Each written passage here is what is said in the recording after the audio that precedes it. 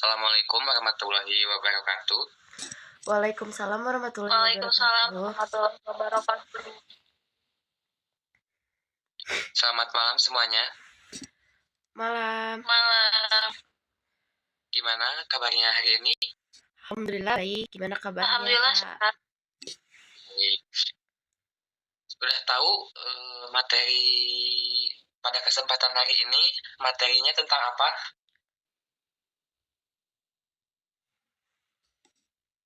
Ada yang tahu? Enggak, Pak.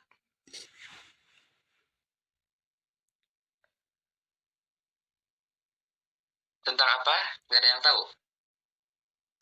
Baik. Pada kesempatan kali ini, materinya itu tentang individu dalam organisasi kepribadian. Nah, sebelum saya dahulu untuk Sinta Ramadhani ada? Hadir Bapak. Baik. Untuk Mbak Titin Sumopini Hadir, Pak.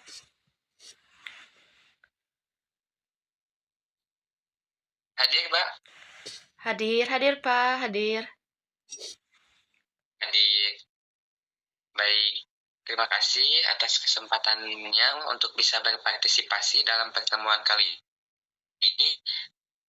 Saya lanjut ke pretest terlebih dahulu ya. Sebelum melanjutkan materi yang saya akan sampaikan, kita pretest terlebih. Soal yang pertama. Sudah siap kalian? Siap. Siap, Pak. Baik.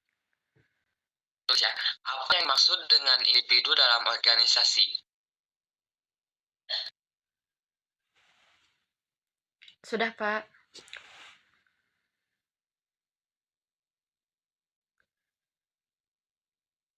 Lanjut nomor 2. Mengapa kepribadian individu penting dalam organisasi?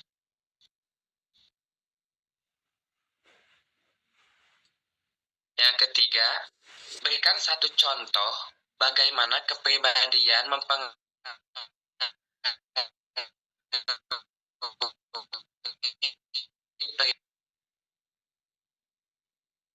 Sudah kalian tulis pertanyaan dari saya? Siap, sudah, Pak. Pak. Baik, silahkan dikerjakan dalam waktu 5 menit dari sekarang.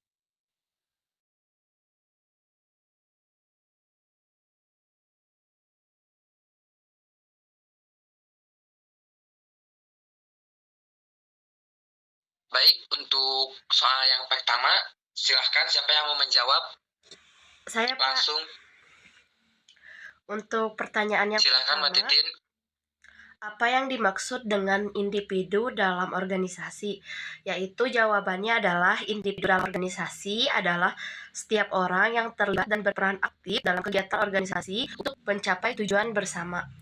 Apakah cukup?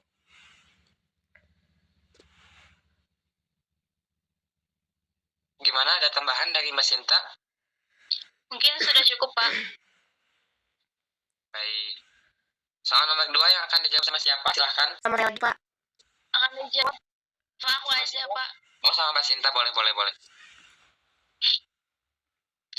Soalnya yaitu, mengapa kepribadian individu penting dalam organisasi? Untuk jawabannya, kepribadian penting karena mempengaruhi cara individu berpikir, bersikap, berinteraksi, dan bekerja, sehingga dampak pada kinerja dan kerjasama dalam organisasi itu bagus. Seperti itu, Pak.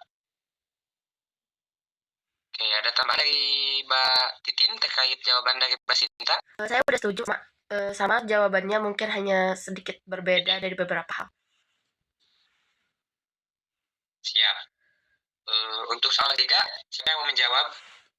Saya, Pak. Saya mau menjawab untuk soal yang ketiga, yaitu soalnya berikan satu contoh bagaimana kepribadian mempengaruhi perilaku kerja.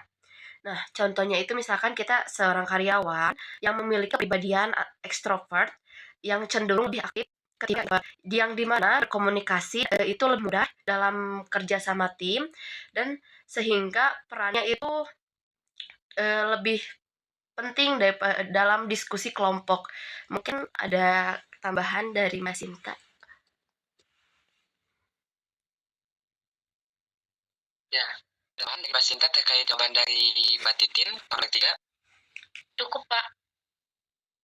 Baik, kalau cukup saya lanjut ke penilaian ya. Saya tanya satu-satu. Untuk Mbak Sinta, dari soal nomor 1 sampai soal nomor 3, benar berapa? Benar tiga-tiganya, Pak. Cuman di nomor 3 mungkin jawabannya tujuannya sama, cuman beda kata-katanya aja. Oke, Mbak Sinta, betul 3. Untuk Mbak Titin? Sama, Pak. Saya juga 3. Betul 3? Ya, 3 sama, Pak. 3. Baik. Baik, saya lanjut ke materinya ya. Materinya itu bagian tentang apa? Ada yang tahu? Ini masuk kelas 1 loh, mengingat. Materi tentang apa, yo? Kepribadian individu ya? Ya, betul. Materinya itu tentang individu dalam organisasi dan kepribadian. Nah, di sini ada pengertian individu dalam organisasi adalah individu dalam organisasi. Setiap orang yang terlibat secara aktif dalam kegiatan organisasi dan berperan dalam pencapaian tujuan organisasi melalui perilaku, sikap, dan kinerjanya. Nah, menurut Robbins dan juga individu adalah unsur utama organisasi karena perilaku individu menentukan efektivitas dan kinerja organisasi. Lalu di sini ada peran individu dalam organisasi. Nah, peran individu dalam organisasi kan beberapa peran utama itu. Pertama itu pelaksanaan kerja tugas sesuai jabatan. Yang kedua ada pengambilan keputusan. Pengambilan keputusan mengaruhi arah organisasinya tersebut. Lalu ada anggota kelompok. Nah, anggota kelompok bertujuan untuk berinteraksi dan kerjasama. Yang keempat ada agen perubahan. Agen perubahan itu dapat berkontribusi pada inovasi dan perbaikan perusahaan tersebut. Lalu ada faktor yang mempengaruhi perilaku individu. Nah, faktor yang mempengaruhi perilaku individu ini dalam organisasi itu yang pertama itu ada karakteristik kepribadian seperti usia, pendidikan, dan pengalaman bekerja. Lalu ada sikap dan nilai, ada persepsi dan motivasi. Nah, kepribadian adalah pola perilaku pikiran dan emosi yang relatif, stabil yang membedakan seorang dari orang lain. Nah, faktor pembentuk kepribadiannya itu seorang dipengaruhi oleh keturunan genetik. Keturunan itu genetik sifat bawaan sejak lahir ya. Contohnya kayak misalnya keturunan itu, misalnya Mbak Sinta atau Mbak Titin itu mempunyai keturunan yang sangat istilahnya itu Mbak Titin mempunyai keturunan. Nah, si keturunan itu masuknya ke sifat apa? Sifat bawaan sejak lahir.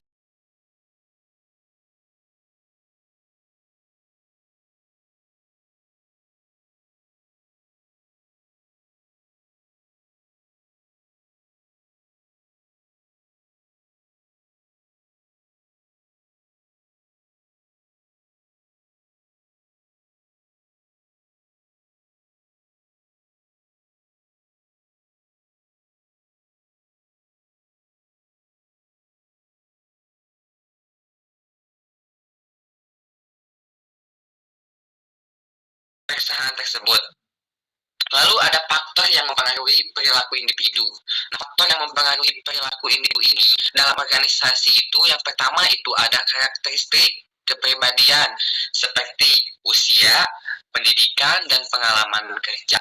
Lalu ada sikap dan nilai, ada persepsi dan motivasi. Nah, kepribadian adalah pola perilaku pikiran dan emosi yang relatif, stabil yang membedakan seorang dari orang lain. Nah, faktor pembentuk kepribadiannya itu seorang dipengaruhi oleh keturunan genetik. Keturunan itu genetik sifat bawaan sejak lahir ya. Contohnya kayak misalnya keturunan itu, misalnya Mbak Sinta atau Mbak Titin itu mempunyai keturunan yang sangat istilahnya itu Mbak Titin mempunyai keturunan. Nah, si si keturunan itu masuknya ke sifat apa? Sifat bawaan sejak lahir. Terus ada lingkungan, keluarga, budaya, dan pendidikan, dan pengalaman kerja. Lalu ada teori-teori kepribadian dalam organisasi. Ini paling banyak digunakan dalam organisasi seperti extraversion, ramah aktif, mudah bergaul, cocok untuk marketing dan leadership. Terus ada neuroticism, kemampuan mengendalikan emosi. Nah, penerapannya itu digunakan untuk pengembangan tim dan kepemimpinan. Terus ada hubungan kepribadian dengan perilaku organisasi. Nah, hubungan kepribadian dengan perilaku organisasi itu yang pertama ada motivasi kerja, yang kedua ada kinerja individu, yang ketiga ada cara berkomunikasi, yang keempat ada pengambilan keputusan, dan kelima ada kemampuan. Baik, mungkin itu. Ini kesimpulannya. Kesimpulan dari organisasi, individu merupakan aset utama untuk kepribadian, menentukan bagaimana individu berpikir, bersikap, dan bertindak dalam organisasi. Pemahaman kepribadian membantu organisasi meningkatkan kinerja, efektivitas, dan keharmonisan kerja. Baik, untuk Mbak Titin dan Mbak Sinta, ada yang mau ditanyakan yang terkait yang saya barusan jelaskan? Tidak ada, Pak. Cukup jelas. Mungkin sudah cukup jelas, Pak. Jelas? Mbak Titin gimana? Jelas, Pak. Udah cukup jelas. Terima kasih. Baik, kalau cukup jelas, saya lanjut ke post-test. Boleh? Boleh, Pak. Boleh, Pak. Baik. Untuk post-testnya, silakan kalian tulis ya soalnya. Bagaimana perbedaan kepribadian antar individu dapat mempengaruhi kerja sama tim dalam organisasi?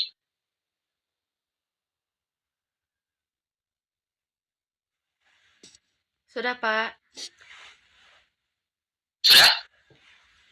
Sudah.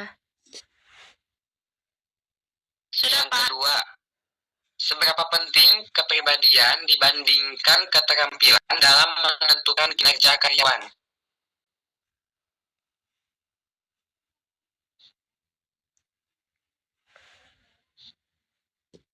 Yang ketiga, buatlah satu strategi organisasi untuk mengelola perbedaan kepribadian karyawan. Silahkan kalian jawab soal yang saya barusan kasih dengan waktu 5 menit dimulai dari sekarang. Soal yang pertama akan dijawab sama siapa? Silahkan. Sama aku, Pak. Boleh, Mas Sinta, silahkan. Untuk soalnya yaitu bagaimana perbedaan kepribadian antara individu dapat mempengaruhi kerjasama tim dalam berorganisasi. Jawabannya yaitu perbedaan kepribadian dapat meningkatkan kerjasama tim melalui saling melengkapi peran, namun juga dapat menimbulkan konflik jika tidak dikelola dengan baik, seperti perbedaan cara berkomunikasi dan pengambilan keputusan. Untuk intinya yaitu untuk menyatukan kepribadian antar individu supaya jadi kerja sama tim, yaitu dengan komunikasi yang terjalin secara teratur seperti itu, jadi tidak ada miskomunikasi. Mungkin seperti itu, Bapak. Mungkin ada tambahan, Mbak? Ada tambahan dari Mbak Sinta? Tidak ada, cukup. Saya satu pendapat sama Mbak Sinta. Tidak ada, oke.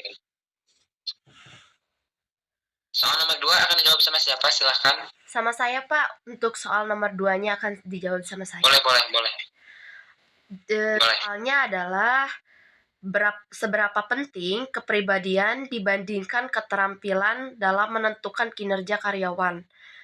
Kepribadian itu sama pentingnya dengan keterampilan, karena keterampilan itu menentukan kemampuan kerja seseorang karyawan atau antar individu sendiri. Sedangkan kepribadian mempengaruhi itu sikap dan motivasi. Jadi jika seseorang tidak memiliki sikap yang baik dan motivasi yang baik, itu akan mempengaruhi kerja karyawan tersebut di perusahaan. Nah, jadi konsistensi kerjanya itu dalam jangka panjang jika memiliki motivasi dan kepribadian yang baik. Mungkin ada tambahan dari Mbak Sinta?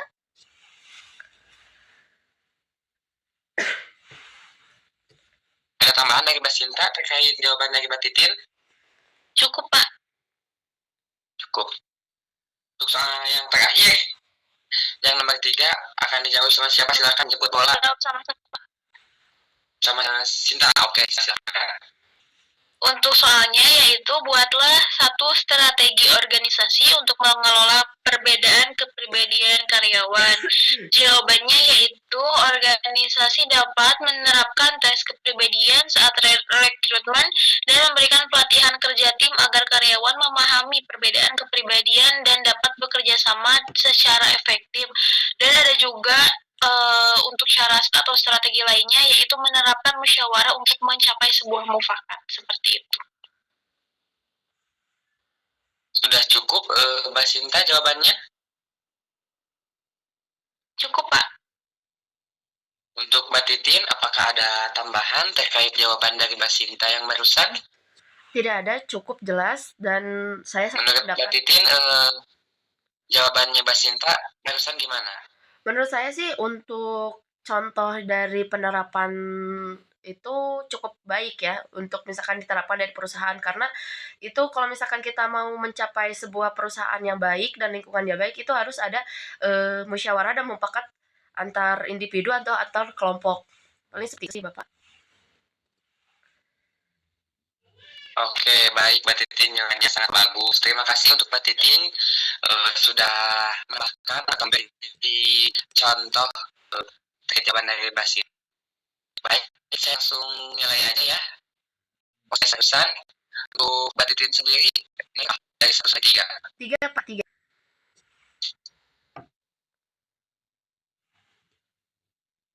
3 Bapak, 3. 3.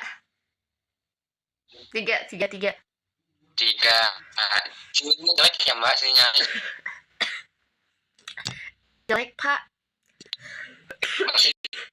Cinta. Jadi semuanya sudah cukup jelas untuk diterangkan lagi dari yang salah.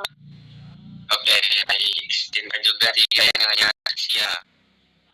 Baik, terima kasih ya teman mahasiswa yang sudah mengikuti pembelajaran atau berpartisipasi dalam materi pada kali ini. Baik ya. Baik.